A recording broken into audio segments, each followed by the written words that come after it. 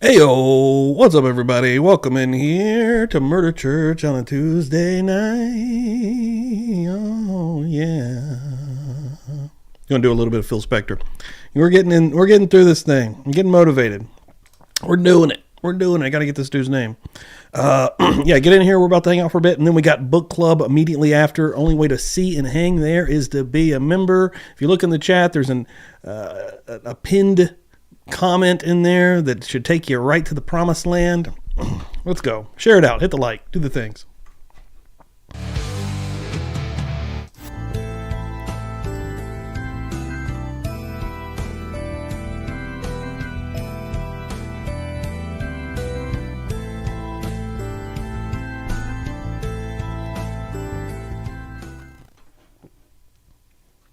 Let's rock.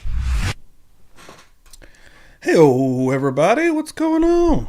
What's happening here on a Tuesday evening? My God, we've made it. We've made it to another one. We're still trucking, believe it or not. I know. These days are still happening. We're still on planet Earth, willing and dealing. Hanging and banging, if you will. I'm going to start us out with bells before I forget about it. Hold on. Hit the bells. People, get in the seats, hitting the pews in the back. I see you lurking back there, my friends. Tasha's in the house. What's up, Tasha? Hold on. Did I get this? Hold on. Can't talk to you. Gotta talk to my people. The Buzz Nation's in here. Hold on. There she is. What's up, Tasha? Coming through. Shelly's in the house. Madeline's in the house. CH in the house. How many episodes are there together? Like 230 some? Clips, you know, some vary by length. This one today is going to be about an hour, 58 minutes or so here. We're with forensic scientist and DNA expert Mark Taylor. And I need to get his name in there for the other screen. Beach Bum, welcome in here. Good to see you. BGOG, Low Light Recovery, Salty Slews, Raid from Joe's channel, and I'm publicly buzzed. Gummies for everyone. Hell yeah. Welcome in here, Salty. Like to see it. Passive Page in the house. Joe's in the house. Hell yeah. Thanks for that, Joe. Thanks for the portal, brother. Sending folks in here tonight. That's what I'm talking about. Give you a little love. What are we doing? Welcome to the party, pal. Love to see it. Madeline's finishing it up. Chapter 3 and 4 of The Stranger Beside Me, and rule book that we are currently reading in the Buzz Nation Book Club. Again, immediately following this episode of Murder Church, we're going to be jumping right into a members-only stream, and the only way to be and hang in that stream is to be a member. And then if you check right here in the pinned message, it says it right there. Become a Murder Church member tonight to join our weekly club. We're early in this book, and then after this one, we're going to be tackling another one and keep them rolling. So you're not going to want to miss that. So yeah, member up.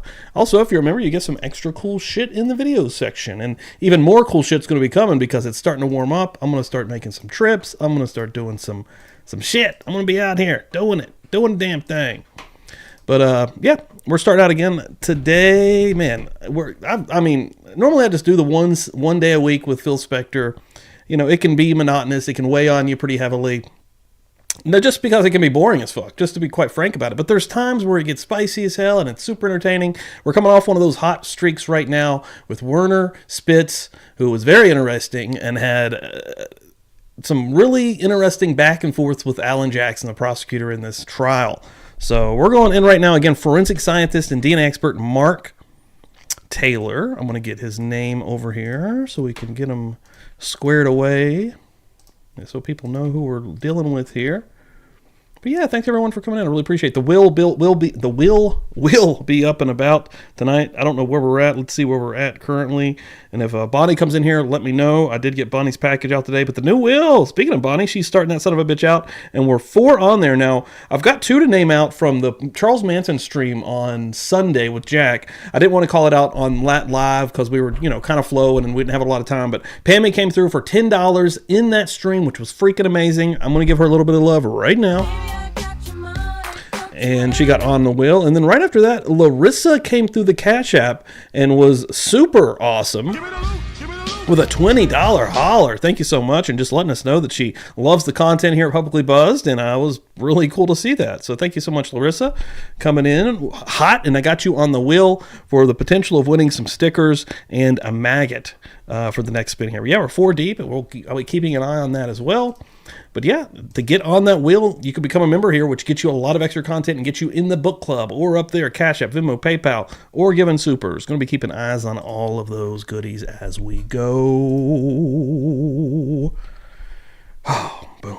Rolling out here. I should host a show. Or something. Hell yeah, there we go. Always, loot is always dropping. Carrie got her shirt on Saturday. Hell yes. That's what I'm talking about. Wills and Maggots only on the Murder Church. My friends, only on the Murder Church. All right, without further ado, let's jump in here. Did I get the name? I'll get the name right now. 58 minutes with this gentleman. Get the name in here. Mark Taylor. Yeah, and if you have not seen all of this trial and you would like to, some people do that. Some people go through all of them, which is really cool. You can do that. There's a playlist for Phil Spector's Murder Church, and this is the 4th season of Murder Church. There is the Jeffrey Dahmer trial and some others in there as well. So yeah, there's plenty of Publicly Buzzed content lurking out here. We've been doing this for quite a while now. Yeah, let me get this over here. Boom, boom, right there. And we can look at old Phil's fro for a bit as well. And I might have to wake Botrix up. Hold on, Botrix is say ain't coming to work today. Ain't coming to work today, it said. Well, I'm gonna make you. I'm waking your ass up. I'm getting you out of the house. I'm getting you in here. Ain't no damn reason. Give her a refresh. There she is. There she's waking up now. There she comes. My Lord. All right, let's go. Thanks everyone for hanging. I appreciate it. Boom. Boom. Please state and spell your first and last name for the record. My name is Mark, M-A-R-C, Scott, S-C-O-T-T, Taylor, T-A-Y-L-O-R. Mark Taylor. Thank you. Check. Mr. Faber, how are you employed, sir? I'm a forensic scientist. I own a laboratory in Ventura, Open everybody. California, known as Technical Associates Incorporated. Damn right. What type of laboratory work does this business that you belong to? Sure, little light. We do general criminalistics work, but one of the things we emphasize is DNA analysis. So the field of forensic science in general, and with an emphasis on DNA There we go. analysis. There we go. Thank you. Let me ask you just a few questions about your background and experience in this particular field of forensic sciences, particularly DNA analysis. When did you first become involved in doing DNA testing and that type of work? The first use of DNA analysis was in the mid-'80s, around 1985, 86 in Gambies. the UK. And Welcome I in, was everybody. very Share on X. interested Thank in you so that area much. Because I had done research in identifying DNA in certain microorganisms and thought this was a good direction to go. So I started taking a series of courses in the Oasis area. Cat, I and see actually you. started That utilizing share. it in my laboratory. Let's give a little shout out real quick. Dizzy with the share. Brooklyn with the share. Seeking Justice with the share. And this might as well be brought to you by Seeking Justice's Discord, quite frankly. They might as well just sponsor me here. Because, yeah, man, they're doing a lot of cool work. And I know Miss Dina's getting some information. I'm trying to get with her also to let her know what my schedule is, which is pretty much the same every freaking time, let's just be honest. I do stick to a pretty tight little schedule here. Around 1988, 1989. Okay, and what educational background do you have that qualifies you to be involved in microbiology and doing DNA testing? I have a Bachelor of Science degree in the field of zoology. This is a specialty within the biological sciences, so it's like a degree. The other one was Joel. What was that guy's name? The guy that cooked his mom's head and was in Tennessee. Michael Joel? In biology with additional That's coursework fucked in up animal one. systems. I've also completed the coursework toward a Master of Science in cellular Joel Michael biology. Guy Jr. I did not Yeah, that trial was short but crazy from Tennessee. Yeah, that was season 3. That was the one before this, which is crazy to even say because this one has been so long. complete a thesis, so I didn't 10 get a months into this degree, one, I a think. master's degree. I have a bachelor's degree. Following my formal education, I went to work for the LA County outside. Coroner's Office. I had a position as a forensic scientist there doing research to develop new techniques to assist the medical examiners in determining cause and mode of death. During that period, I had introductions to various areas in the field of criminalistics, specifically. Holy shit. I have the option to get temporary tattoos. I can get some tattoos from the people I've been getting the stickers from. Should I do that? Fake tattoos, real fun. Upload any design, and we'll make it into a temporary tattoo. What? Who wants publicly bought temporary tattoos? Special Let me know in the procedures we chat. worked on, but also We'll make a the poll. area of serology. Back at that point, there wasn't DNA analysis, but what we would look at is we would look at the proteins that were produced by the DNA and look for markers. And the one you probably are most familiar with is the ABO system. Subsequent to my time at the coroner's office, I took additional classes in what we call the serological markers. They're giving some tattoos away on the wheel. That'd be cool. More of these proteins that we knew were different between individuals, and we could use them to identify individuals.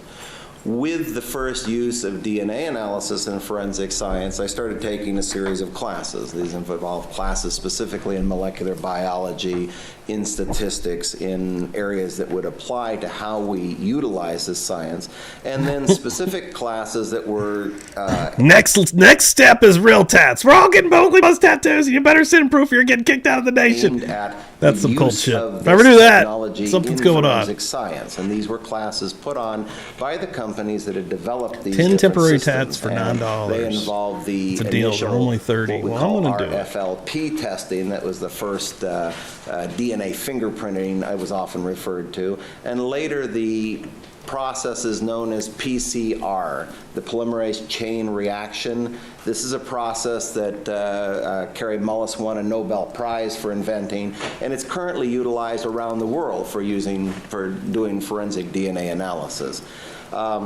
I took classes that dealt with the early systems, and then as new systems came online, I started utilizing those. As I said, in the late 80s, I started using these procedures in my laboratory, and then in about 1990, I was one of the first labs to go online using these procedures, the PCR-based procedures in criminal casework.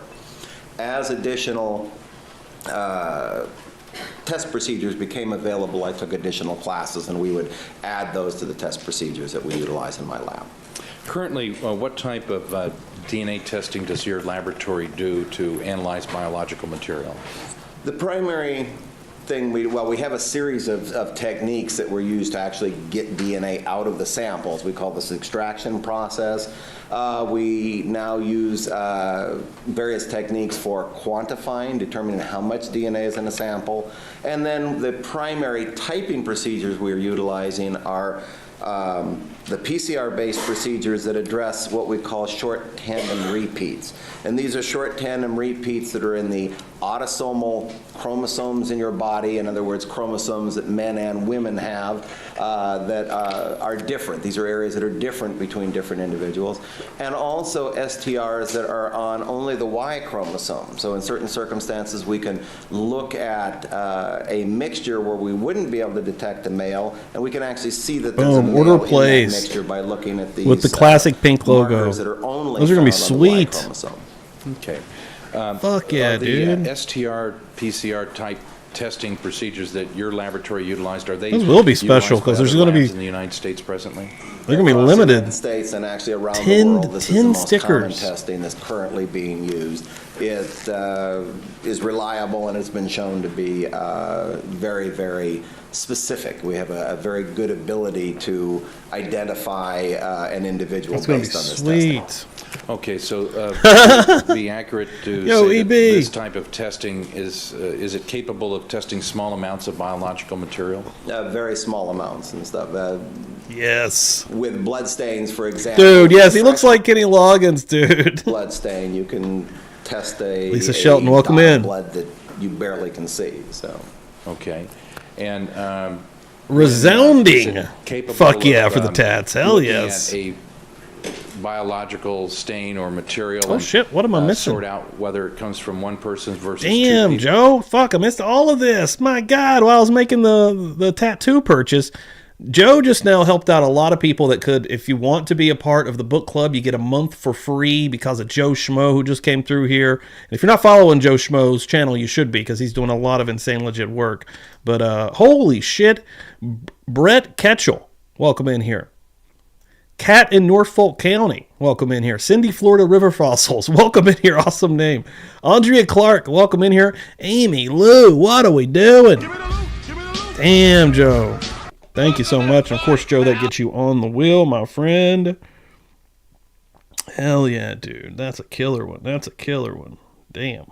I'm humbled by that. Appreciate that, dude. Appreciate that. Let's see. Am I missing any more in here? I am. Lisa Shelton said, you know what? Let me in the book club here tonight. Again, as soon as this stream ends, we're going to go into a members only live that is, again, what the name is called, works, members only. It's a book club, the Buzz Nation coming through. And hell yeah, Lisa. Welcome to the party, pal. Get in here. Get in here. Give me a little love. Love it. Love it. You gotta fight for your right. Let me get you on the board here, Lisa. Lisa Shelton. This your first time on this, Will? It might be. Holy shit. Thank you very much. People? Certainly. Okay. Does the you mentioned that you go through an extraction yes. process. Can you briefly explain what that means in layman's terms? Certainly. The DNA that we're looking at is found in the nucleus of the cell. We all have our DNA from the original sperm and egg. When it gets together, sperm has... We are currently, let me go ahead and just catch up real quick. We are reading The Stranger Beside Me by Ann Rule. And this episode, you know, even if you could come in and get caught up, quite frankly, because every week we're reading 2 chapters, and this will be the second week of actual reading. So last week was me going over, and the chat, bring all of your thoughts. We're kind of just bullshitting live in the members only. Last week was chapter 1 and 2, and this one is 3 and 4. So I've got my notes ready to rock and roll as soon as this ends. We had a lot of fun last week. It was cool, and I'm learning so much. Learn a little bit more about Ann Rule in these chapters coming up. Half your DNA, egg is half your DNA. You get 2 copies. So whenever we're talking about typing, need to get some book club stickers. Oh my god! Types. Oh my god! The ideas are flowing through me. And that's how it's utilized for doing paternity testing, for example. When that sperm and egg get together, they form that initial cell. The first thing that cell does is to replicate the DNA, and then it divides into 2 cells. Those 2 cells replicate the DNA, divide into 4, 8, 16, until you end up with an individual made up of trillions of cells, each with an exact copy. And we're coming through with a $2 holla. Thank you so much. Appreciate that. Appreciate that. To an exact Got you on copy the of wheel, DNA Ember. you got from your mother and your father. As a consequence, we can take Halle Berry. any part of your body that contains Right. cells. This dude's and we ready to can leave, extract go the DNA clubbing, from hang those out. and do testing on it. The extraction process is one in which we actually take those cells and we put chemicals into it that cause the cells to burst open. They burst open, releasing the DNA, and actually we have enzymes in there that go through and chew up proteins that tie up the DNA and keep it sort of neat and tidy inside the cell, and they release that into a solution. We then go through a series of procedures in which we separate that DNA from all these components of the cell, the proteins, membranes, etc., and purify that DNA, and then we can concentrate it. And that entirety of this process is known as the extraction process. We digest the cells and then separate them out into these 2 components. Okay, so once you've gone through this extraction process where you've pulled the DNA out of the cells and kind of put it aside, what happens to the DNA after that particular extraction process? At the point that we've completed the extraction process, we have a small tube. The tubes are like 1.25 inches tall and maybe 1/2 inch in diameter, and a little drop of clear liquid in the bottom of it. And it's a special buffer that protects the DNA. But we don't know how much DNA is in there. It looks like a clear drop of water, you can't tell. So we take a small portion of that. We'll take about 1/30th of that drop, and we do a procedure known as real-time PCR. And this is a procedure where we have markers that'll go in and amplify, using the PCR process, amplify the DNA, if any, that's in there. And what we get is we monitor this amplification process. And it will get to a point of going to what we call an exponential phase, where it's very, very rapidly amplifying, and we can detect that. And that is proportional to how much DNA is in there in the first place. So we can use this, compare it to a set of standards, and determine how much DNA is in this little drop of buffer we have. So we make a determination based on the real-time PCR of the quantity of DNA. That then tells us how much we need to do the typing, the amplification for the typing test.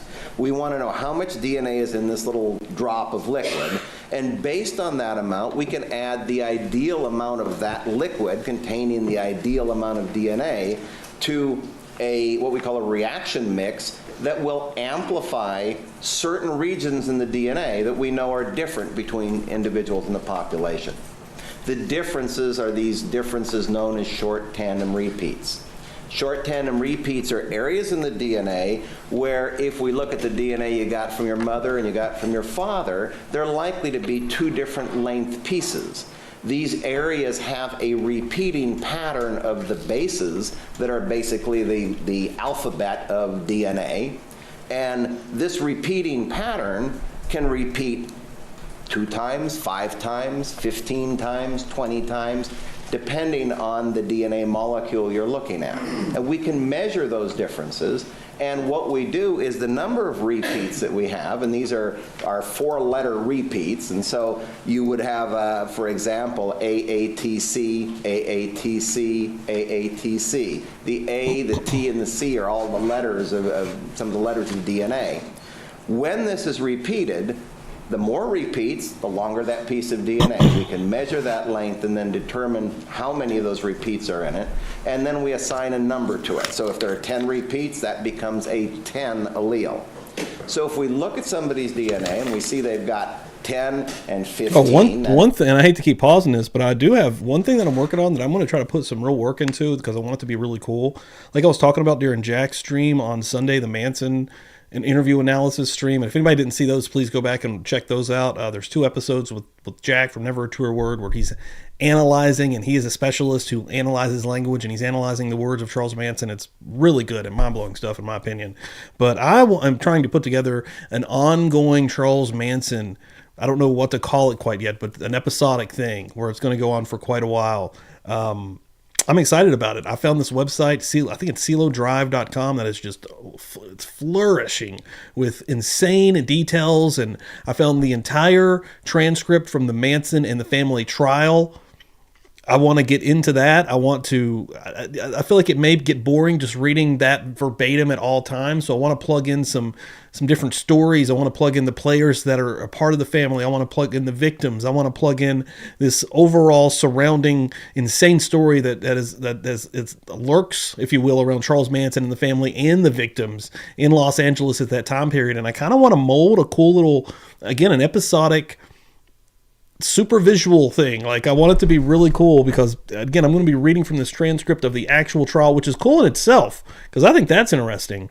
But I want it to be visual as well. I want to make sure that I can tell the story in some kind of detail. Even before we get to the transcript of the trial, I'd like to set it up with again letting everyone know that maybe not be familiar with, as crazy as that may be, the Charles Manson and the family story, or the Tate LaBianca murders, however you want to put it. I'd like to put a little bit more emphasis on the detail surrounding the events and the players, the key players that are in it. So I think that'll be really cool, man. And it's a trial that is always trial and story, and that is always just grasped me to the core. Like, it's always just had boom, Chris in the house. What's up? That individual would be at 10, 15. That would Dude. be their genotype Welcome at in here, that Chris. particular location. When we're doing this I had amplification some really good streams process, with Jack we don't do it at just one the last 2 location in weeks. the DNA. We'll do it at many, many locations, and we can then test these results because when we amplify the DNA, we attach little fluorescent dye molecules to the amplified DNA. As we run this through an instrument, we can see that fluorescent dye. We can determine I don't the have size, puppets, but and we can I get borrow what we Bob's call puppets. a profile. And this profile. Hey, I'm working on a show right now with Chris. Chris is a busy man. We just need to work it out. But yeah, I'm actually working on something with Chris right now. At this location in the Always got DNA, something. Always we got see many these fires two in the irons back alleles, here. Or more alleles, even if there's a I got a mixture. kind of a When we select see bit of these crew two that I work alleles with in another currently, and I location, we bounce see around. these. And When we put Chris is all one of of my these favorites, different man. typing results together, that'll give us One a of the real profile ones in the for that streets. individual. And we can compare that then to evidence found at a crime scene, something such as that, and determine what is the who is a possible source of the evidence we found at that crime I think we scene. did talk about Okay, it. so you take the unknown. Need to figure out how to get some biological puppets material going. and you compare it to a reference sample or a known sample. Oh, Chris, also, bro, I got some fake tattoos, some fake publicly buzzed tattoos just ordered, man. To see if it is consistent or not consistent, correct? That's correct. We get a profile from the evidence sample.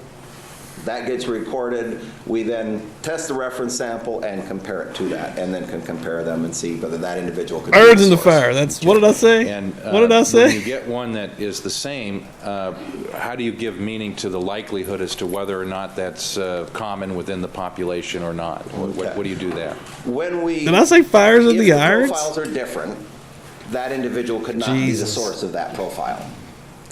If Yes. the profiles are the same, the profile from our reference and the profile from our evidence sample, we then say we cannot exclude this individual as being the Gabby. source. And so what is the meaning of that?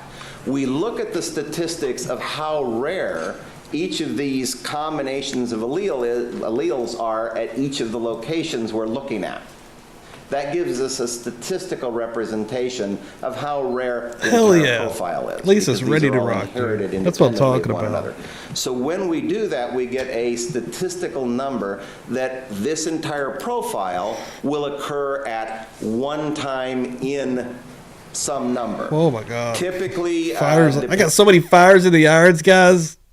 depending on which markers we're looking at, we'll be talking about with STR markers of 1 in billions, 1 in quadrillions, or lower numbers than that. It's a fraction, 1 over these gigantic numbers. And so these are very, very rare profiles, and they give us the ability then to, with a great deal of assurity, say that this individual is a source. Yeah, my name's Steve, and I am definitely the host. Yep, I'm here all the time. I have a lot of different guests coming through.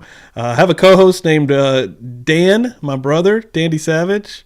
He's been very busy lately, but yeah, and I got a lot of people that roll through here and do some really killer shows. I'm a lucky dude to be this attached to the true crime community and just to be a kind of a weird dude like myself. So I'm very lucky. I'm very blessed, if you will, Lisa. So welcome in here. The DNA we're looking at. Okay. So when you have two people's DNA, Dude, that's in the a best. I haven't done that in a long time. Sample from evidence. How do you determine whether there's two people's DNA versus one person's DNA in a sample? Yeah, I should have What let we Shelley look say it. at That's is we look at what's how happened. many alleles do we see at any location. If I've got one individual's DNA, I will either Yo, see GD. one allele at a location, in other words, they got the same allele from mom and dad, or I'll see two alleles at a location, a genetic locus we call it. If I see a third allele at that location, I know I've got DNA from at least two people. If I see a fourth, I know I've got, again, DNA from at least two people. They can each have two different alleles. If I go to a fifth, then I'm into a third person. Hell yeah. Now, there are other things that can come up that can give us hints about that, because if I've got two alleles from one person, we ought to have about the same amount of DNA from each of those, because every cell has two copies of this. So when we open that cell, our peak heights, in other words, when we detect this, our quantities of DNA from each of these should be about the same. So if I see that I've got one peak that's got a very large quantity and one peak that's got a very small quantity, I again, at one location in the DNA, have an indication I may have a mixture.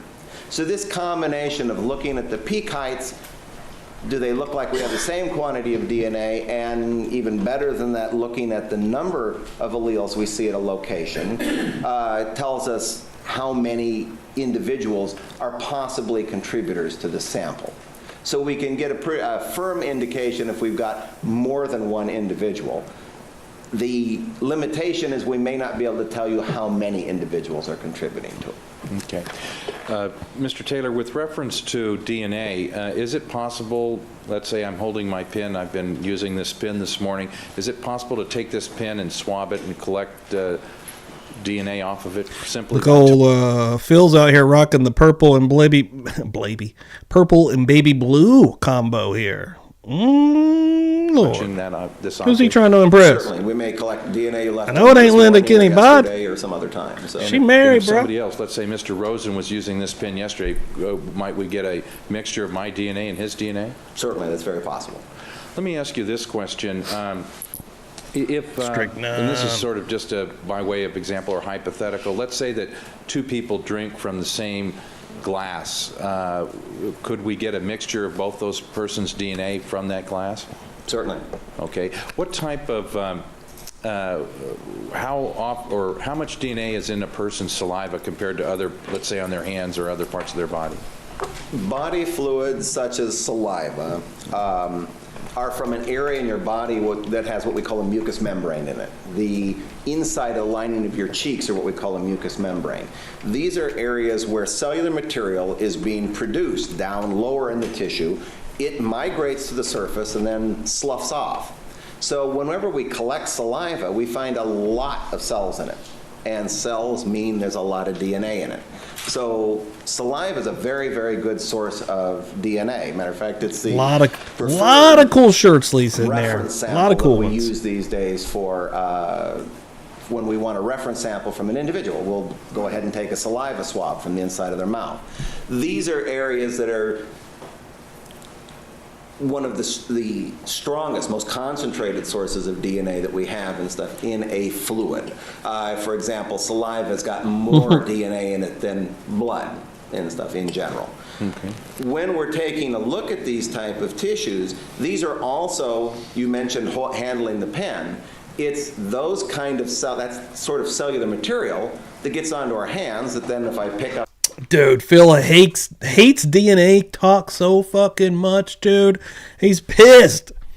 There's a literal demon inside of this man. Look at his eyes, dude. It looks like he hasn't slept in a long time, being just honest. But Jesus Christ, the pink outside the eyes. Lord. Up a pen or a pencil, I leave some of that Does material. he live in a tanning bed? We touch ourselves. Is that his I rub actual my bed? eyes, A tanning I rub bed? my mouth. I pick up cellular material on my fingers. Diff. Then if I pick up a pen, I transfer that material onto the pen. Okay, so somebody could sneeze and that might, and DNA might end up going with the sneeze and landing on an object or an item? That's certainly also possible. Okay. Yeah, Mr. Taylor, with reference to saliva, setting aside DNA analysis, is there a way to tell whether or not a biological substance may be saliva by looking at constituents in that particular sample? It's possible. There are, within saliva, we have these nucleated epithelial cells. These are the cells that line the inside of the mouth. In addition to that, we have protein components and stuff, and many of you may remember, usually it's in junior high school biology and stuff, you'll take a potato and you'll touch it to your tongue and it tastes sweet. Welcome That's in here. because there's a protein, an enzyme in there that changes the starch of the potato to sugar. It's called amylase. We test for that amylase protein. So looking at the cellular material we have, seeing nucleated epithelial cells, detecting a high level of amylase, we find high levels of amylase in saliva, we can get an indication that this is saliva that we're dealing with, and that may be the source of the cellular material. We can't say for sure that this DNA only came from saliva, but we can say, okay, we have the indication that saliva is present. We know that's a strong source of DNA. Okay. So the cells within the mouth are a rich source of DNA, essentially. Is that correct? That's correct. Now, Mr. Taylor, let me ask you this other somewhat hypothetical question. I'm Let's being take that blocked same by the glass chat. that we talked about before, and instead of two people drinking from the same glass, just assume that those two people, boy and girl, were kissing, and then one of them drank from the glass. Could you get DNA from the person who didn't drink from the glass on that glass under that hypothetical? Certainly. We, in certain incidences where there are, for example, where they want to sample a person's probably more mouth details because of out there. kissing, we will find both individuals. Usually is about If these one folks, individual has especially in kissed this another, trial. we can often It was find such a both popular one. individuals in the area on the lips and around the mouth. Highly publicized. And so if that individual then takes a drink out of the glass, that combination can be transferred onto the glass. You meaning the person who drank from the glass would leave that person's DNA on it? Could see along him with the changing person at the any person may have moment. kissed. You're right. That's correct. That's possible. I want to now move, Mr. Taylor, to the more specifics of this particular case as far as testing that your laboratory did. Did your laboratory receive a sample to test that originated from the I wish I had that Los Angeles sound clip. Sheriff's, Jay had Crime that one. Laboratory? That's correct. The LA Sheriff's Crime Laboratory prepared a split of a sample that then was picked up by an investigator and transferred to my laboratory. Okay. When you say a split of a sample, can you explain to the jury what that means? Son of a bitch. Certainly. When we collect evidence at a crime scene, for example, in this case, a blood droplet, that blood droplet will be collected in total and stuff. The entire droplet is collected. If there is testing that's going to be run, the typical thing is to split that in half, unless there's such a small quantity that only one test can be done. This allows the possibility. Nice. Shirley, thanks for that share. I just now reposted the Part of in DNA analysis and in criminalistics or forensic science in general is to not have to rely on one laboratory's work, to have somebody do the testing, get a result, and then have somebody else do referee testing on it to make sure it's a correct result. So what we do is we split this sample in half or into more pieces than that, depending on how much is there. And that's the portion that's removed from that is known as a Lisa. split. Okay, so Lisa, yeah, she's coming through. She just now purchased a publicly buzzed lightning bolt shirt. Hell yeah. I'm telling you like it is, baby. You love to see it. You love to see it. You know what I'm saying? Give you Sober enough to know what I'm doing. And I'm drunk enough to really enjoy. Are you crazy? Are you out of your mind? love it. Thank you so much. Appreciate it. Lisa coming in hot. basically just a portion of the sample, and was this split, was it labeled with a Los Angeles Sheriff's Department number or some other marking? Yes, it was. And how was it labeled?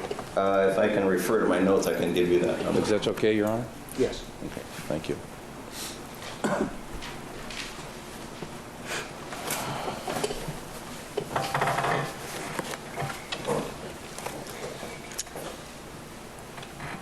Hell yeah. Thank you so much, Lisa. That's awesome.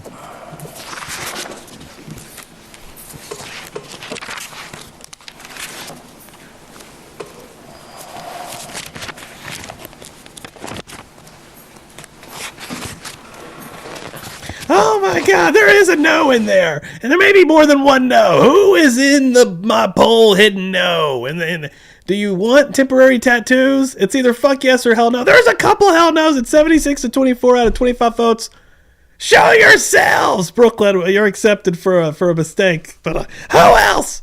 Who else wants to meet me in the streets? They're ordered.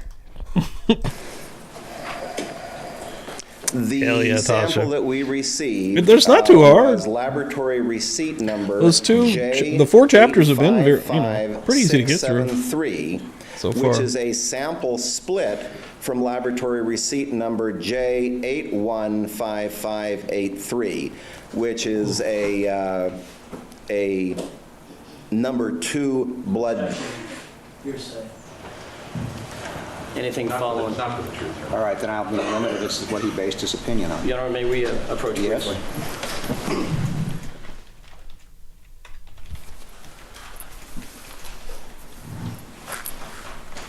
Mr. Taylor, you received a sample from the Los Angeles Sheriff's Department, and did you look at that particular sample?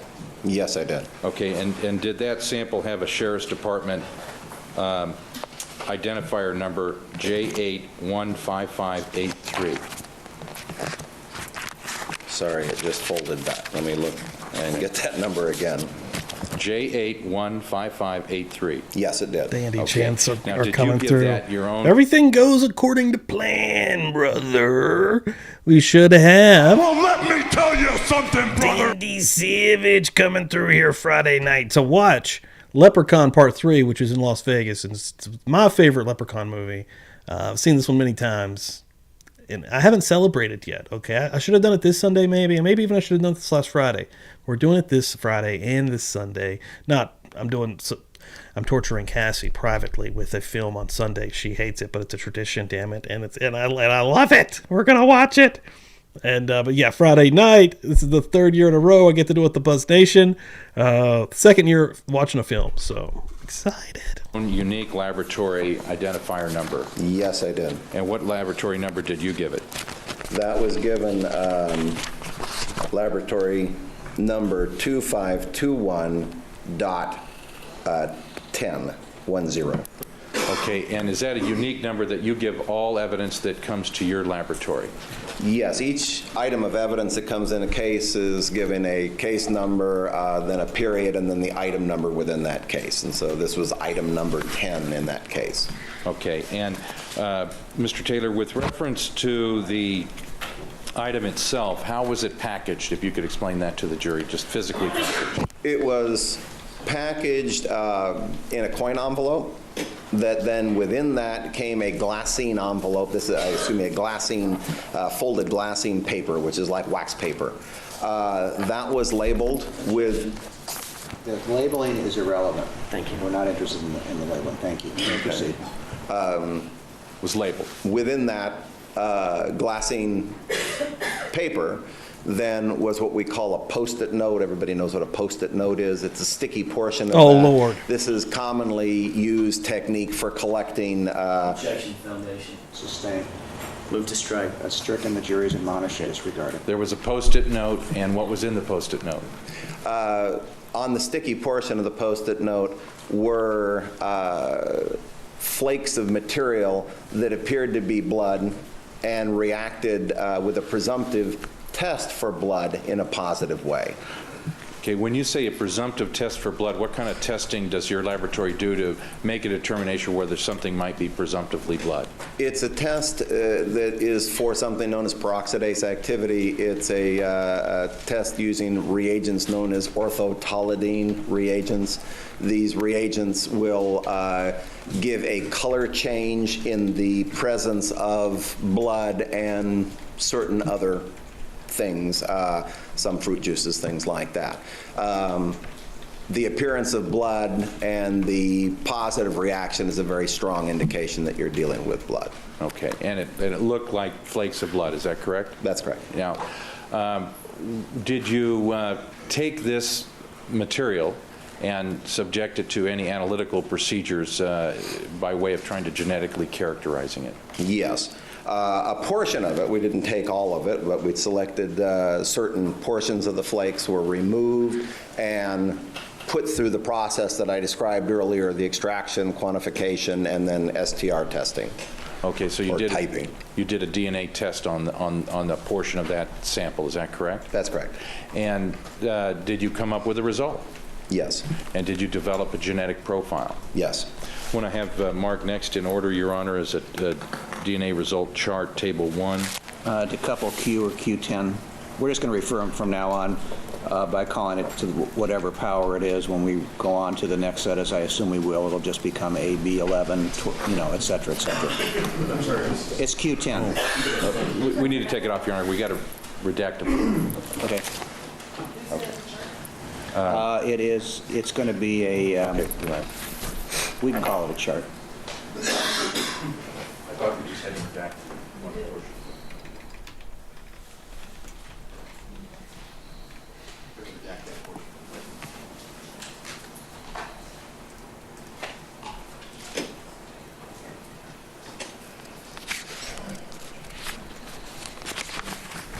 Let me ask you a few questions when we're waiting for this exhibit to get prepared.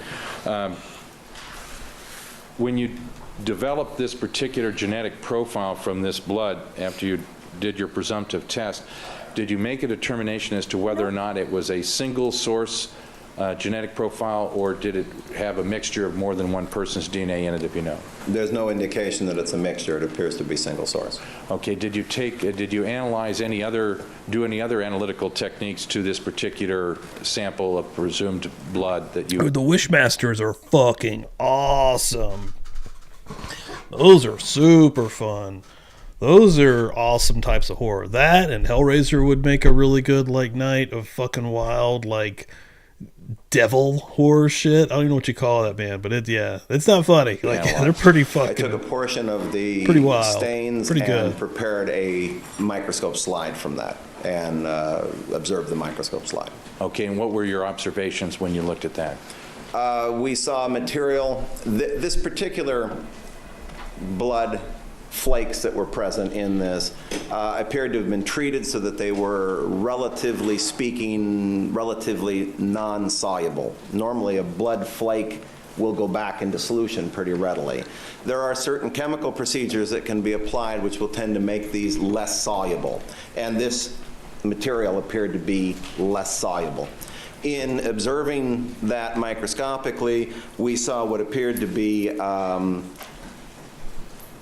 cellular material, some of which within the flakes itself could represent I've been doing a terrible time of the paying attention to this actual, guy, honestly. red blood corpuscles. These are the part of your blood that makes your blood red. They're not a cell, but they've lost their nucleus, so we call them a corpuscle. In addition to Corpuscle. that, there were some That's the shirt I'm nucleated making cells next. and stuff.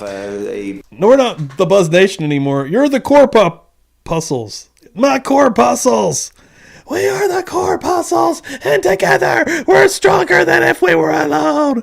Corpuscles. a small piece of some form of tissue that was also found on that slide. Okay, so this would be from the same sample that you got from the Los Angeles Sheriff's Department. Part of that sample was looked at microscopically. That's correct. Okay. Were you able to determine what type of tissue it was from your observation? I just was tissue. I could see the nuclei and the cellular components and stuff, but that's really the expertise of a pathologist, so. Okay. So, or a histologist. did you eventually develop a profile that you compared to somebody else's profile? Yes. And whose profile did you compare it to? The LA Sheriff's Department had prepared a profile to Lana Clarkson, for Lana Clarkson, and that was published in their August 28th, 2003 report, and we compared it to that profile. Kind of goes Now we hard, have too. Exhibit Q to the 10th, Your Honor. We the prepared to put on- corpuscle, son. What we do. Corpuscling around out in the streets. Corpuscles. Where you at? Where you? top two rows, Corpuscles. actually, and right above the line, that's Q to the- You don't know take a my look name. at, What's my name? What's my name? Corpuscles. Is this Yeah. part of the genetic profile that you took We from the the corpuscle book. published And the report corpuscle from the book. Los Yeah. Angeles Sheriff's Department where they did a We reference don't give sample no from Lana fucks. Clarkson? That's correct. You can see the label Kinda in goes hard. the column at the far left, and it lists what the sample is, reference Lana Clarkson, and then the LA Sheriff's Department report that was taken from. Each of the subsequent columns going across is one of the genetic locations I mentioned earlier. So when we see the number at the top there that says D3S1358, that means DNA. This might as well be science class for me, 'cause- Sequence 1358. That defines a location. Dude, if I was a within juror, I'd be human like, DNA. Now, when we look down below it, we see that there's a 15 and a 16 that were detected at that location.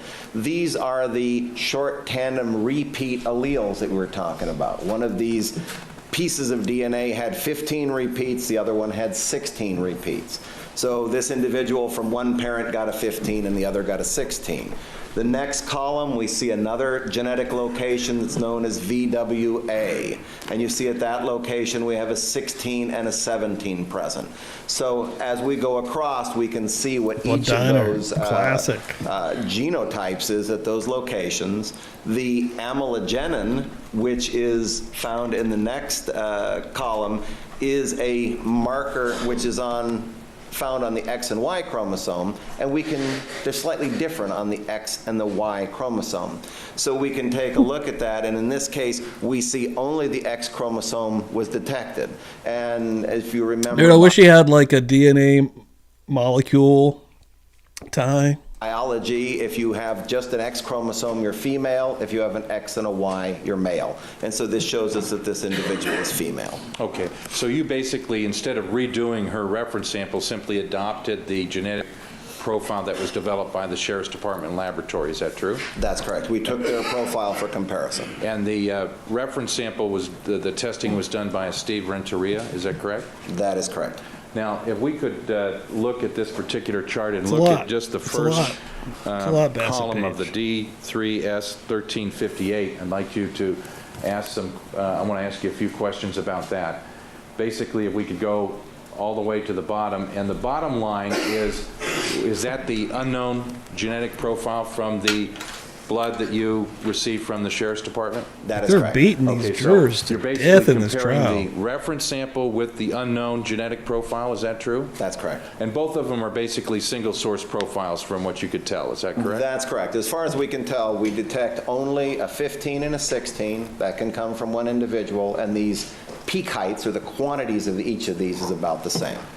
Okay, so at this first location, this D3S1358, basically both samples, you found a 15 and a 16 at those locations, correct? That's correct. So we, at this point, have to conclude, based on this first locus, that this individual could be the source of the blood stain that we found. But we have to, of course, compare. I've already been tagged in some JFK shit. Oh, fuck. Here we go. Greater assurity, so. Okay, if we could just look at the first 3 or 4 all at once, and I'll ask you a question about that. Now you go to the next one after you check the 15, 16, and they all seem to be the same from the reference sample to the unknown. Is that true? That is correct. And then also you made a determination that both have X or XX female DNA or girl DNA, correct? That's correct. They both have the X chromosome. We don't see any indication of a Y chromosome. That indicates it's a female. Okay, so if there were a difference between the top and the bottom, the reference sample and the bottom, then a person would be excluded. Is that true? That's correct. Okay.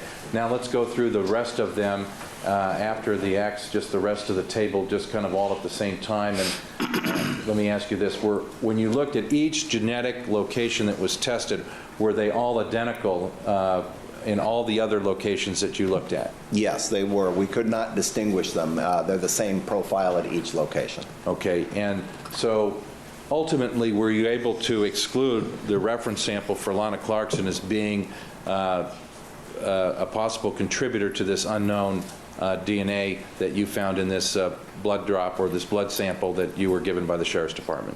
Based on LA Sheriff's Department's testing, Lana Clarkson cannot be excluded as the source of that blood drop. And with reference to her being excluded, what is the likelihood that somebody else in the human population might have a similar profile as the one that you found in this blood? Let me make sure this is worded correctly, but if we went out into the general population and started taking people and testing them, and I'm going to just refer to my report for the number that we calculated. What we do is we took this profile and we did a statistical calculation in each of 179 different populations. The population we found it most common in was 1 in 81.8 billion women in one of the populations that happened to be an Andalusian population.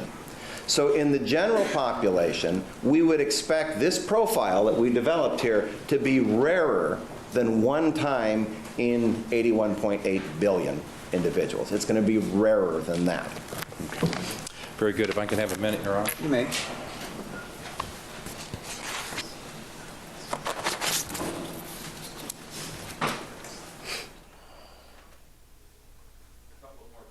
Finish up, Mr. Taylor. First of all, the You mentioned that the sample had some solubility problems. Does that mean that you had trouble getting the DNA out of the sample in some way? Not getting the DNA out. What we had difficulty is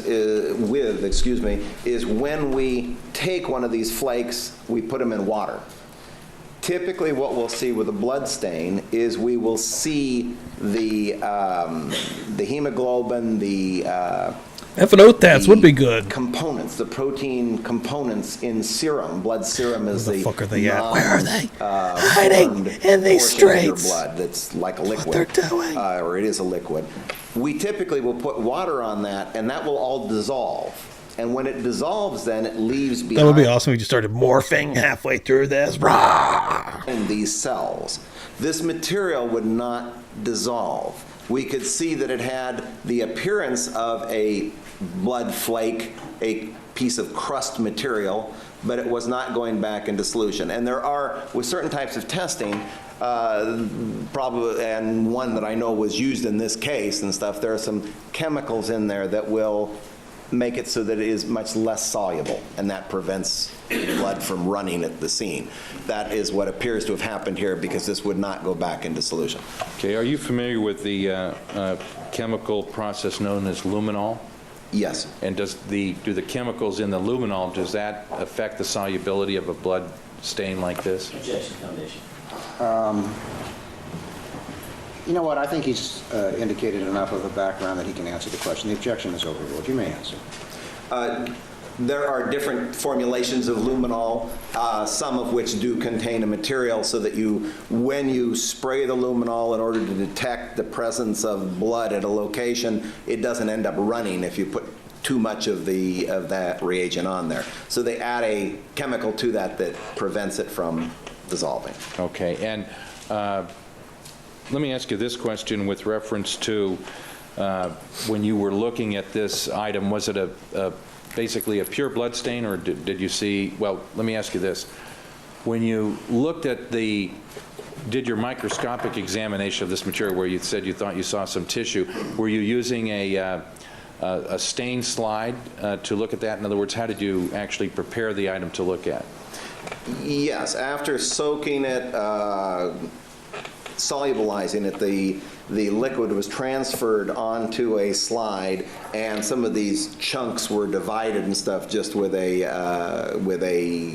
disposable needle, a scalpel blade actually, and that was smeared around. We then dried it onto the surface, stained it, and observed it microscopically.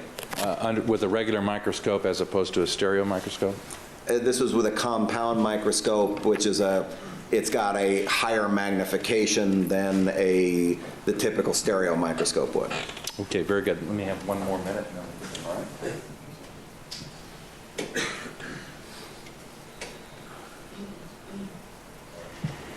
I want to get back to the Post-it note issue here briefly, if I can. That's the type of paper that this blood was on, is that correct, or in? That's correct. The flakes were attached to the sticky surface of a Post-it note. In your experience, is that something that's common or uncommon? Objection, Foundation. No, I'm going to overrule. He may answer. In his experience, from his dealing with it, is it common or uncommon? You can cross-examine on it. You may answer. It's actually been even presented at meetings as a good mechanism for collecting small samples, hairs, various debris, powder, flakes from a blood stain, things such as that. Because of the way the Post-it notes are prepared, these aren't handled by people. It's all being prepared by machines. People have tested that in different laboratories and shown that we don't have DNA on this sticky surface of the Post-it. It's a convenient way of collecting these samples. And so we've seen that in many cases. We do cases from all over the United States, and we've seen that technique utilized for collecting it in many cases. When you say you've seen it at meetings, what type of meetings are you referring to? I'm a member of the California Association of Criminalists and the American Academy of Forensic Sciences meeting. My recollection is I heard this at just as a presentation on collection of of samples for DNA analysis at one of the American Academy of Forensic Sciences meetings. Okay. And as I said, we've seen it. He's in still lurking notes out there now. and evidence we've received in other cases. Okay. So it's not. He's still uncommon. lurking. Yeah, Mr. Taylor, with He never reference says to shit, these though. scientific conferences, do you go to them He to won't keep get paid up if he on, does, I don't new reckon. developments, new techniques on a regular basis as a forensic scientist? Yes, just in general, the recommendations that we follow in my laboratory are known got left as this the guy. Still got a minute. I'm gonna get another DAB, brewski. or the Scientific Working Group on DNA Analysis Methods recommendations. Whew, this one's been Part of that is that boring analysts in one. DNA need By me, to sorry, someone else attend scientific meetings to keep up on this. So everybody, all the analysts within my laboratory attend at All right, least be one right meeting a back. year. Thanks everyone for hanging out. And have you, in Make your sure I'm not missing experience nothing. in the field of DNA technology, Remember, book club's still to come. Not long now. On the Immediately subject after of this. analyzing DNA? I've Could actually given start many putting a link in here for that, presentations and also then a publication in the Journal of Forensic Science on a system that we developed, such as the systems that are present here. My laboratory developed a system which combined the amylogenin gene we talked about that'll determine male and female. Here's the link for the incorporated members that only into right a after previous this. existing system Boom. that had Be 6 right other back. genetic loci. We combined those together. We developed the techniques for detecting this, the reaction mix for amplifying it, all of these technical parts of that, and then did what we call a series of validation studies to show that this could be utilized in forensic science with the type of evidence we have and that we could reliably interpret it. That was then published in the Journal of Forensic Science. Okay, and just this last area, and I'll finish up. When you do this slide where you look at the material where you thought you saw some tissue, how do they do the staining of this particular slide? If you could explain that to the jury. The staining that was utilized in this particular case was what we call H&E staining, hematoxylin eosin. We utilize that because this is the type of staining that is most commonly used by pathologists for looking for tissue to see if tissue is present. And so we went ahead and did the staining, that type of staining on this slide. Very good. Thank you. Nothing further. Thank you, cross-examination. Thank you, Your Honor.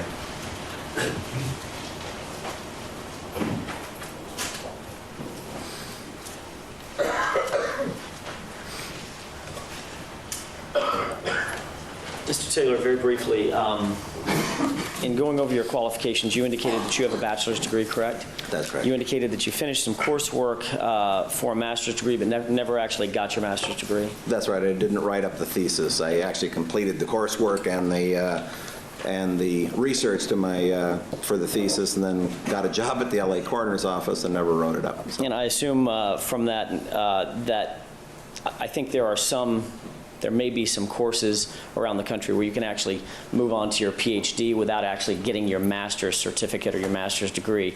I'm assuming from your answer that you didn't do that. You don't have a PhD either. No, I have a bachelor's degree. All right.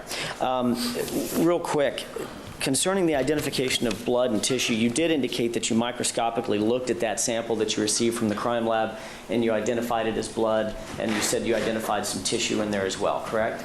It had the appearance of a blood crust, and also then we got a presumptive test that indicated that it was blood. Okay, so in your work... And there was tissue in there also. So. I'm sorry to interrupt you. In your work, there's a kind of a systematic approach of identifying materials forensically, and you probably start off just visually with the unaided eye, correct? That's correct. And you've seen blood how many times? Action Jackson got the tag in, bro. Oh, yeah. 1 in 10,000, probably? Probably. Yeah. So when you look at something visually, you've gotten somewhat accustomed to being able to make certain identifications of... Oh, yeah, thanks for drops being here. on a Hey, plate. Cindy, next is going to be a members only. That link above you there. That's where we're headed, to the book club. Immediately following this.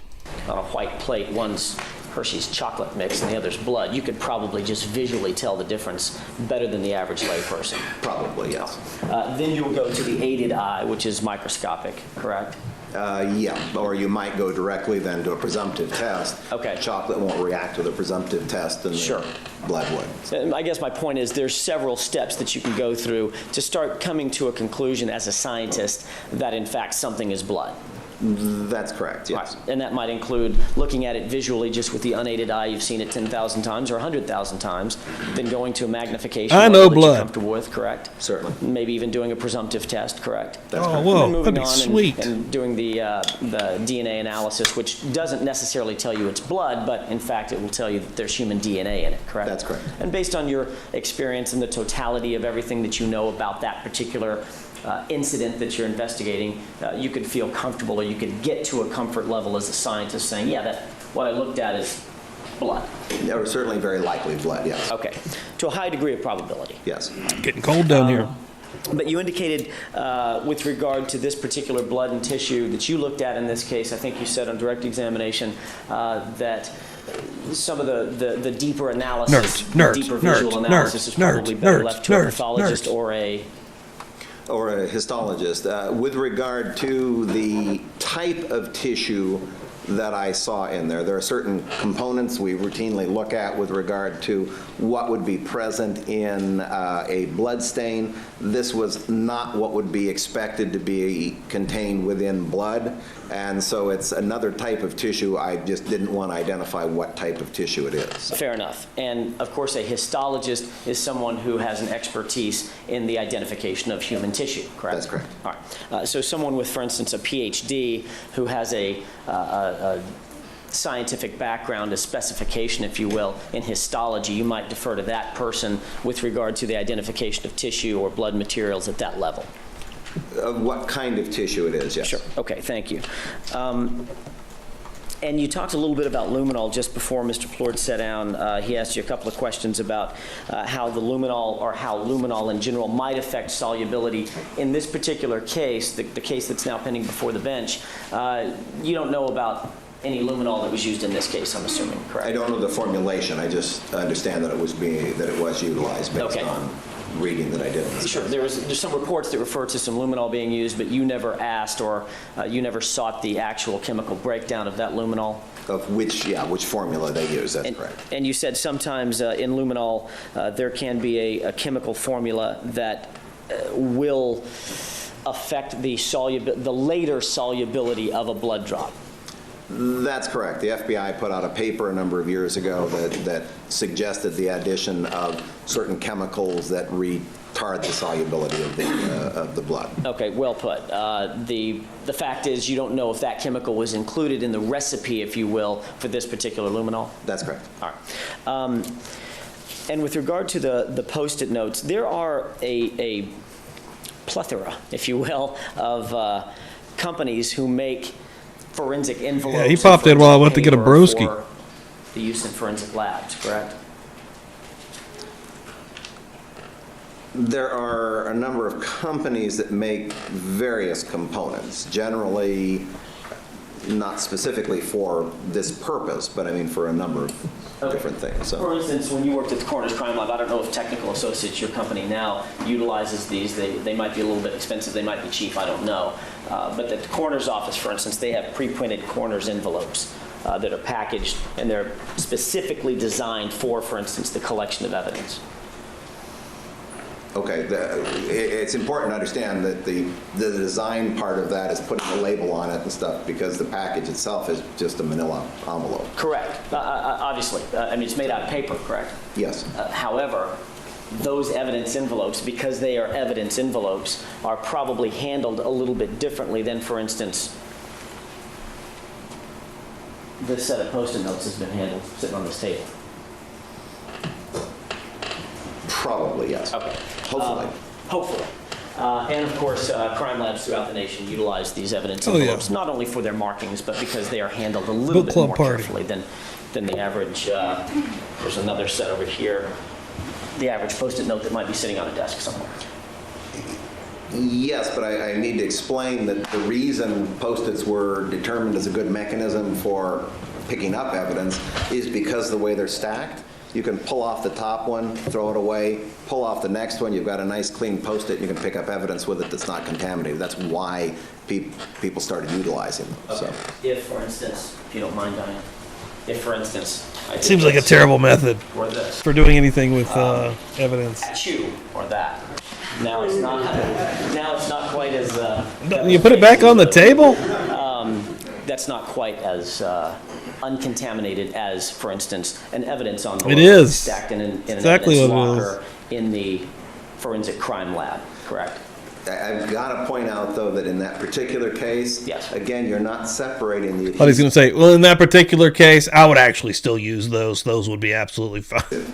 Right. That adhesive surface that was utilized to collect the evidence in this case, that's Sorry, why we what, collect sir? it, because it's adhesive and it's stuck together. And even if you pull it apart and sneeze in it, which would be a bad way to handle something that's being used to collect, you're still attaching it to the surface that is not contaminated, and that's why they started using it. And I want to ask you about that real quick, and I don't want to spend a whole lot of time.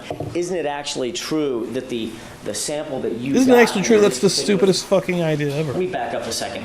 Did you actually receive the Post-it note, or did you receive items that were reportedly taken from the Post-it note and then sent to you? How did your split come? We actually received the Post-it note. Okay. Isn't it actually true, Mr. Taylor, that in that Post-it note, when you unfolded it, the flakes were falling apart, and had you turned it upside down, those flakes just would have fallen off? They, in fact, were not in the sticky surface.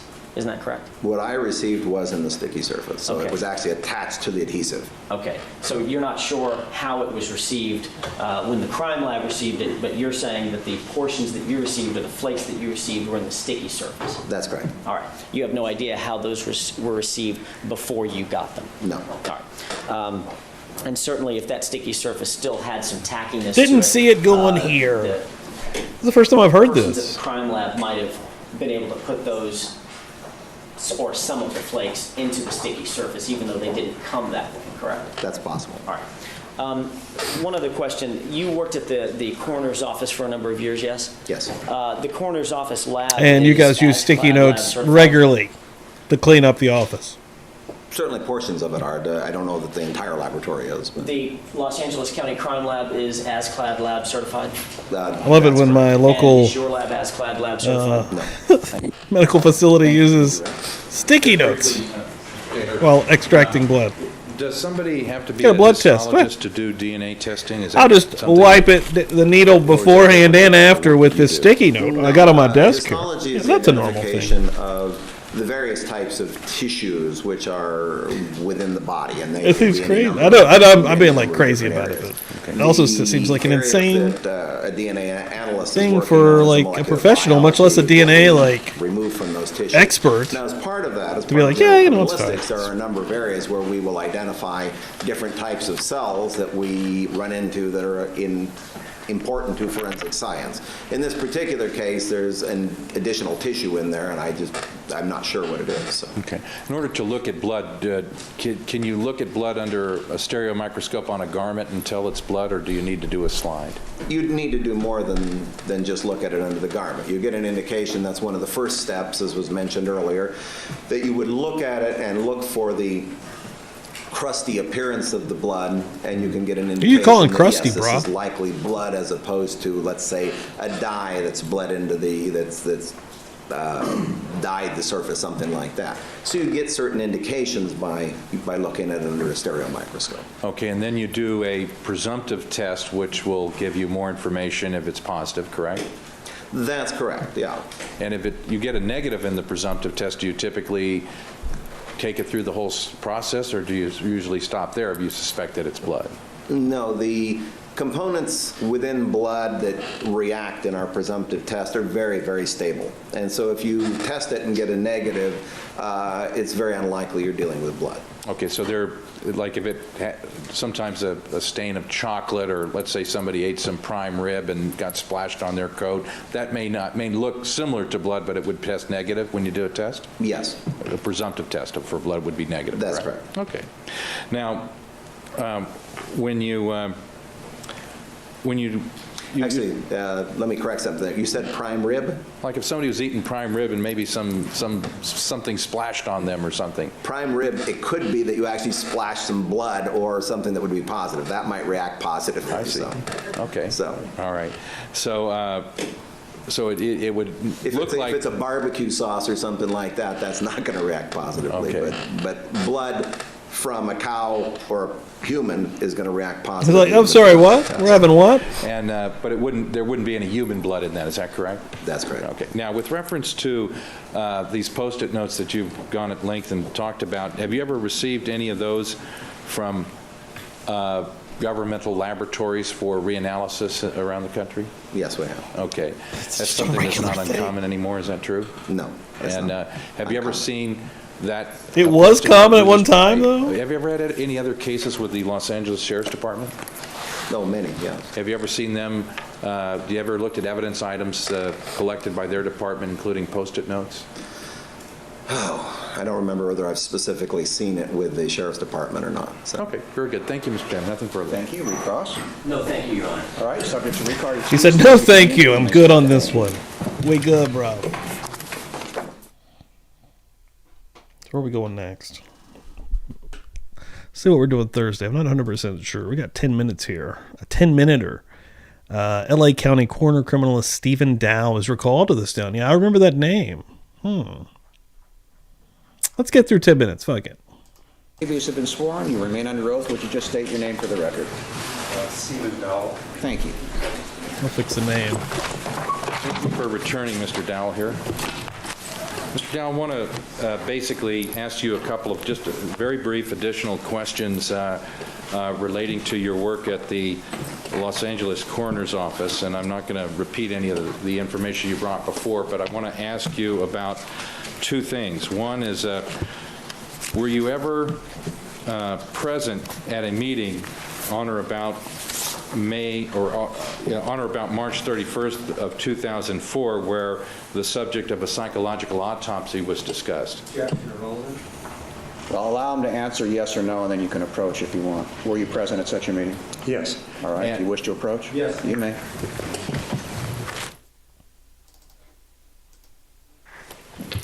Mr. Dow, we're going to go to another subject. We're going to talk about that didn't work.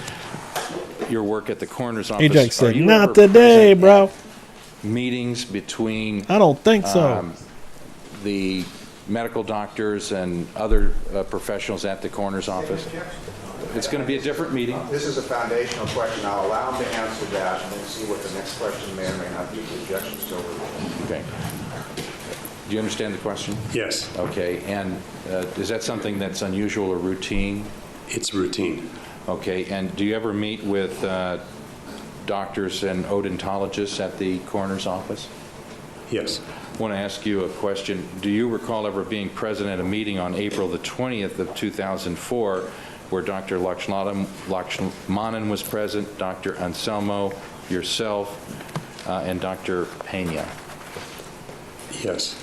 And do you recall at that particular meeting on the 20th of April of 2004 that the subject of a missing tooth Overruled. was discussed? Oh, we're back to the tooth. That's right. Okay, and Of course. I want to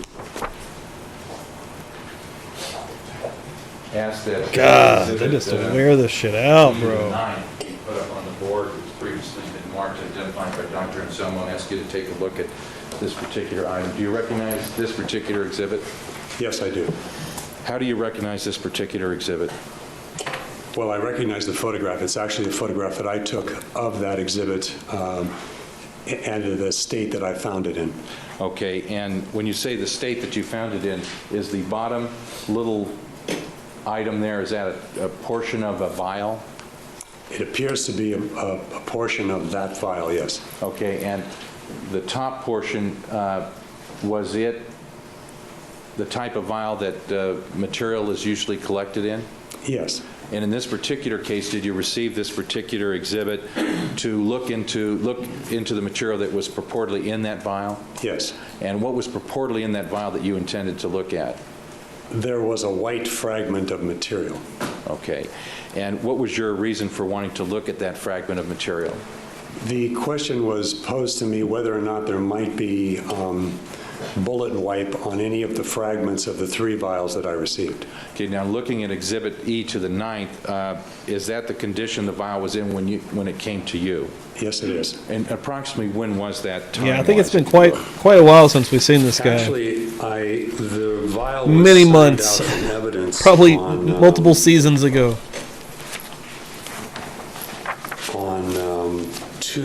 2603. Which is crazy to even say out But I loud. did not look at the contents of the envelope until approximately 3/31/03. And it was on 3/31/03 when I opened up the evidence envelope that I saw what's depicted in the photograph there, and made a note and called Dr. Pena and reported what I found.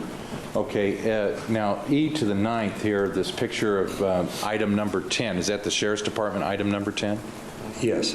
Okay, and purportedly your understanding was that it was collected from the death scene at 1700 Alhambra Avenue? Yes. Okay, and were there some portions of this vial that appeared to be missing? In other words, there's the broken portion and then the rest of the vial. Were there some pieces that didn't fit together? Yes, I received the vial in the condition that's depicted in the photograph in E to the 9th there. I think I even remember And this picture. What's missing is It's all just the burned into my other mind. fragments of the remainder of that glass vial. So my assumption was that it was placed into that envelope in the condition that I took it out of the envelope in, and pieces were missing, yes. Okay, you looked in the envelope and it wasn't in the envelope loose or anything like that? Pieces were not in the envelope. Was that something that was unusual? What was unusual is that it didn't In a lot of come with ways. the story of its present condition. Okay. In other words, sometimes things get broken or lost, but you usually know about that before you just open it up and discover that? It's normal to Yeah, I have think we're like laboratory accidents and things do over happen, 10 but months, I think. I was expecting some explanation as to what I saw. Okay. Now, on getting back to this meeting that occurred on April the 20th of 2004, well, let me ask you this question first. Typically, when somebody looks at an item of evidence, such as yourself or another member of the coroner's office, do they, when they open it and close it, do they typically initial it and date it and so forth? Usually there is recorded on the object itself or in some log the chain of custody, chain of evidence, yes. And was the reason that you contacted Dr. Pena because he was the last person that basically sealed the envelope in the chain of custody? It was that plus the fact that he's the doctor in this case, and I just wanted to inform him of what I found. Okay. Now, at this particular meeting on April the 20th, 2004, was that meeting, did it last approximately a half hour? I believe so. Okay, and was the purpose of this meeting to discuss this particular item that's depicted in E9? It's been so That was long, my dude. purpose in being there, yes. Okay, and I think we're do you in recall, Phil Spector whether or purgatory, not if I'm just Dr. going to be Pena honest. made any statement at I that think meeting this is regarding hell. I whether or think not that the this is evidence hell. item that was contained in item 10 This is was my new in normal. the vial when he resealed it the last time that he did it Phil before your Spector. testimony. Hey, we've been coming off some hot episodes, Reviewing though. the Werner notes of that Spitz meeting, and Alan Jackson got into apparently some that's straight Dr. up Pena's fucking recollection sprawls. of the events surrounding that They vial. went yes. in on each So, other. would it be Very correct entertaining. that in this particular meeting, when this was discussed, Dr. Pena said that the item number 10, when Holy he shit. resealed it immediately That's not before what the I wanna last hear. time it was sealed before you got it, the item, the Whoa, that's particle awesome. was in the vial, and the vial was unbroken.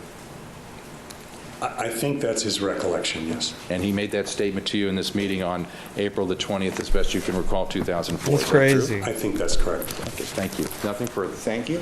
Cross-examination. Just a few questions. Good morning, Mr. Dowell. Yeah, I'm going to be nice. I'm not going to send up today. Ajax. Well, they took it down, but the exhibit we were just looking at, which Oh, yeah, had Lisa. item- Lisa needs to know about the will. Lisa, well, you got on the will already once by becoming a member. Yeah, so anytime anything like that happens, gifting out memberships, becoming a member, giving supers, hit the Cash App, Venmo, PayPal, anything like that will get you on the will, and you can get on the will multiple times. And each will is usually for something. It's usually for stickers or magnets or keychains, trinkets that I have. But, every once in a while it'll be for a shirt. I'm just coming off a string of shirts because I got a bunch of new ones on publiclybuzz.com. But, yeah, thanks for asking about the will. I'll tell you right now. It's a physical will. My number 10 in it. Thank you. Defense E to the 9th. shows how you received this. Is that correct? That's correct. Okay. And when you received it, you found, or you believe, because of the vial and the condition the vial was Have in, an actual will to spin. that something possibly It's- been it's- broken. I think you I need to mentioned get a new laboratory marker, 'cause accident, that's what you thought. sometimes Yes. it's hard to read And so who when what, saw but this, you gotta trust me. followed A lot of trust in the procedures will. in your office, A lot and of you personal trust documented with the this, will. correct? That's correct. And you photographed it, That's correct. and you described it in your notes, That's correct. and then you contacted the doctor that you've been working with in this case to have a meeting Don't and talk discuss about with him what you'd found. That's correct. So you followed all the procedures in the coroner's office when something like this happens That's correct. to try to reconstruct it. Yes. All right. Thank you. Nothing further. Thank you. Redirect. Yeah, just briefly, Mr. Dow, part of your investigation into this was also to contact Lynn Harold at the Sheriff's Department Crime Lab. Is that true?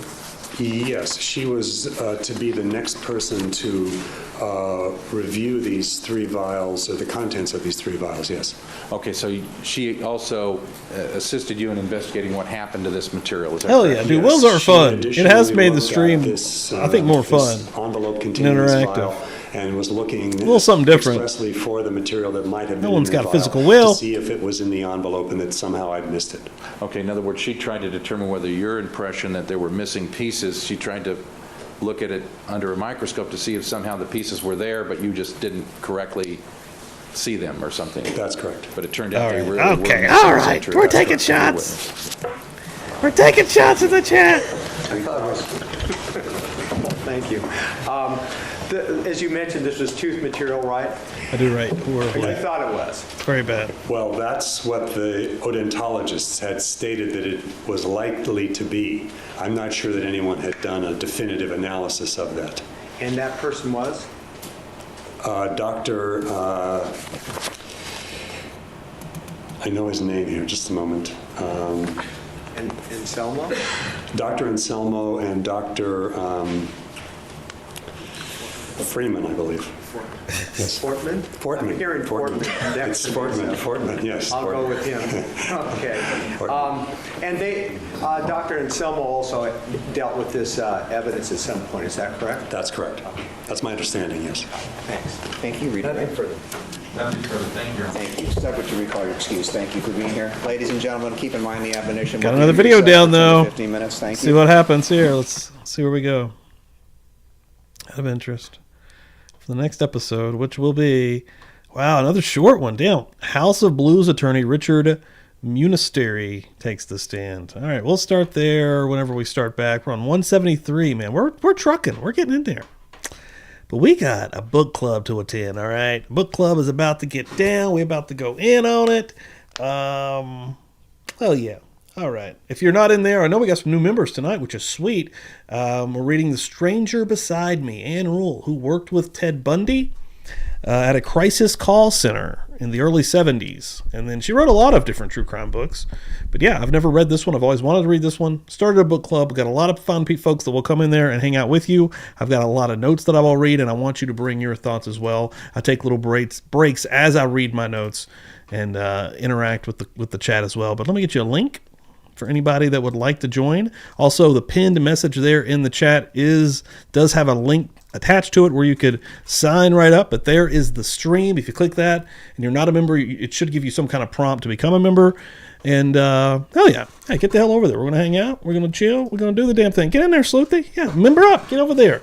It's gonna be. This is the second episode. We just read chapters 3 and 4. Come on in. Get the hanging. Get the banging. Here we go. Now, I don't do drugs. Well, that's the wrong one. Just weed. Hey, motherfucker. Let's go. Now, I don't do drugs. I did it again. Gabbies, let's go. We're going right now. Ladies and gentlemen, it's been a great one. Thank you for Murder Church. Next time you will see me, if you're not coming to the members only in just a moment, will be Thursday night. We'll be hanging out, probably doing something. Maybe I'll have the Manson stream ready by then. Maybe not. Maybe more Spector as we try to continue to plow through this one. But Friday, you're going to want to definitely come and hang out watching Leprechaun 3, the one in Vegas. Dandy Savages coming through. It's going to be fun. It's going to be cool. All right, let's get the hell out of here. Have a great rest of your evening, or come on over and have a great rest of your evening in the book club. Let's go. This